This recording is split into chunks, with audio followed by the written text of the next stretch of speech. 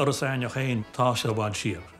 Bhaid an teangann sin agus bhaid an scéalacht agus an seanachas agus na hóráin níos fuidir ná áit chéile. Tá sé anna an táhachtach ghil agus cíimliúir drám seo, chuir pán le pápar nó a chum na hóráin tá scéal iontacha bainteis na hóráin. Tá cadrah an láidir an seois idir an óráníocht an ceol agus an dása, agus áit chéile's doch míad an ceol go láidir ach níl meascúir an óráníocht nó beidir búil an ceol láidir ach níl an dása. Is léir domscúil sé an láidir an seo an cadrah idir na trúrid sin. Stói gúil táchttar le baint leis mBliain bhfuil tugann sé tuiscint chuine faoin saoil a bhí ag muintir sin éine siar na blianta. Mus mar réon óg go gConamara te táchtach chuil an nasc sin éin chun team chomh roin.